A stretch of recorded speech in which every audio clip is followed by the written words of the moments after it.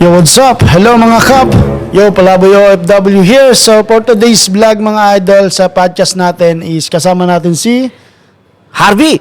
Yan, si Sir Harvey ng OFW Kuwait. Isa rin sa member ng 18 Fans Club ng SB19, especially to Josh Callen and the rest of the club SB19. Mabuhay kayo mga idol. So, alam mo ba yung balita? Na Si Ato na delete yung page or sa palagay mo nag-delete o nag-deactivate?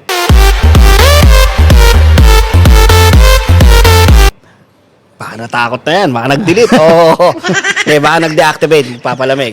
Oh, siguro. Pero sa tagal ng pagbablog niya Ato sa kapambabash niya, first time ni Ato na nag-deactivate or whatever na delete man yan. Talagang natinag siya. Talagang pinabagsak ng 18 na fans club. Antindi, no? Matatakot ka talaga. Oh, syempre. Malaki yung fan base nung kinalaban mo eh. Hindi kasi, ang pangit yan si dito kay Ato. Hindi niya muna nag-search, hindi muna nag-background check sino yung, binabangga niya.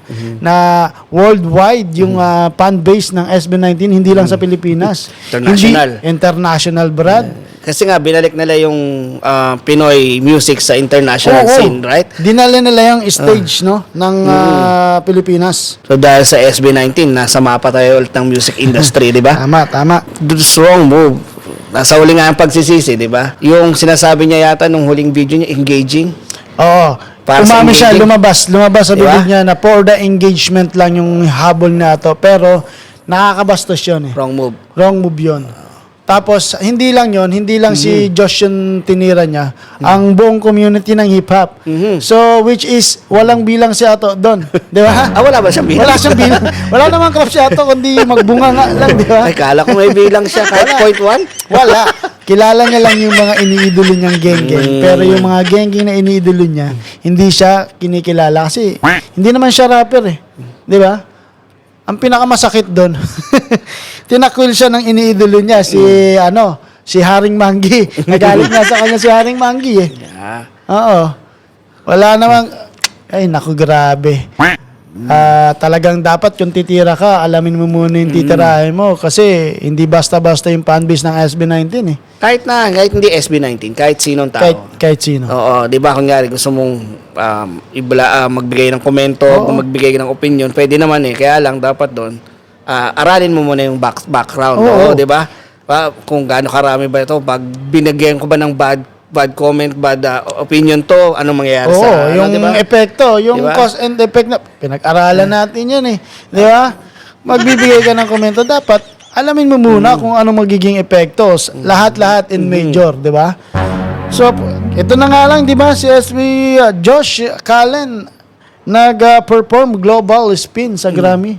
Hindi niya Siya ba alam. nakapag-perform sa global? Oo, sa international stage. Di ba? Di ba? Tapos, putik yan. Tingin. Ikinumpara siya sa mga style na kinahilig niya, geng-geng na maasim amoy, iskwami galawan. Kasi yun yung kanyang perspective niya. Yeah, siguro, re-respetohin natin yan, pero Wrong move. wrong move, Mali. mali eh. Ito, marami Grabe. siyang imbis na malaya pa siyang nakakapag-vlog ngayon. Oo, sana. Hinahanap-hanap siya ngayon. Kasi, or baka style din. Style niya rin. Nagpapamis. Nagpapamis. Pero, pag lumabas yata, ora mismo, Omsim to, titirahin siya ng titirahin ng 18 na fans club.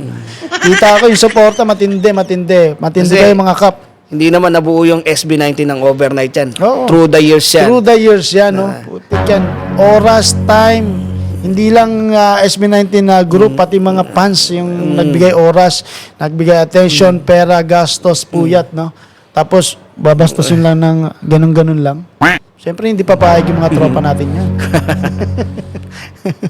So, ang lesson dito, Mag-deactivate. Ay! at huwag nang bumalik. Huwag ka nang bumalik. Sa akin, sa mga fans na kapans ng mga SB19, let's give him a chance. Nag-sorry naman. Pero wala na, damage is done. Mas malaki naman yung damage sa kanya kesa kay Josh. Kay Josh. Diba? Si Josh naman nagsalita na rin na okay, fine, na ganito, ganyan sa live niya nung mga nakaraang araw. Pero syempre, nangyari na hindi yan makakalimutan. We forgive nga, but never forget. Yun lang. Sabi ng 18 na fans club. So, what to do? Ato, sana magtanda ka na kasi ito yung pinakamalaking pagkakamali mo sa buhay. Sa social media. Sayang, Diba? ang tagal Madali na niya. maging cancer pero mahirap ayusin, di ba? Grabe. Ang dami mong ginawang tama sa isang pagkakamali. Oo. Yun yung matatandaan ng tao. Tirahin mo si Makagago, okay lang yan kasi si Makagago, ano yan talagang ganun yung ano nila, yung genre nila, yung Tirahan. bashing, tirahan, 'di ba? Real Siraan, talk, ang oh. siraan. Market nila yan Pero yung market nito pinasok sa mga mga Mga artists, pro, mga mga pro. pro, mga tunay na artist tsaka mic rap. Mali siya doon. So, sa ngayon, abang-abang na lang tayo sa mga susunod na mangyayari. Pang ilang series mo na to? Pang-apat? Hindi, update natin to mga Lodi. Kasi, siyempre, love natin yung hip-hop, sinusuportahan natin yan. From old school to new school, dapat batas tayo dyan. Kasi, Maganda yung ginawa ng mga P-pop. P-pop na group sa Bini na SB19 na Oo. show tayo ng Oo. showcase sa international. Nag-evolve tayo. Hindi yung sa lumang style tayo, dun lang tayo sa luma. Dapat, and the next generation, ipakita natin yung mga real artists talaga nag-evolve. Yes. Hindi lang yung para sa Pilipinas lang. Etong SB19, Bini, lumalabas na yung mga yan.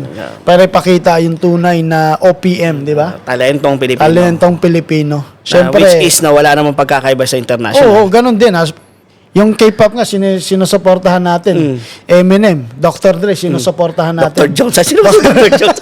Dr. Jones, sinusuportahan natin. Yan, R&B, pop music. Yeah. Bakit hindi natin suportahan yung SB19 papunta sa international audience, di ba? Yes. Huwag natin hilahin pababa. Suporta natin paangat ang mga tropa natin, di ba?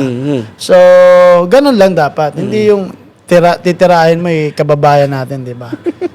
Wala, ganun na to. Magbago ka na. So, rest in peace na lang sa'yo. So, yun lang mga idol. What to do? Update tayo sa mga susunod na mangyayari at sa mga event na mangyayari sa SB19. Maraming salamat sa suporta. Huwag niyo pong kalimutan mag-subscribe. Palaboy OFW, PBK 2.0 kasama natin si Harvey! Yun lang mga idol. Maraming salamat mga kap. Mabuhay kayo.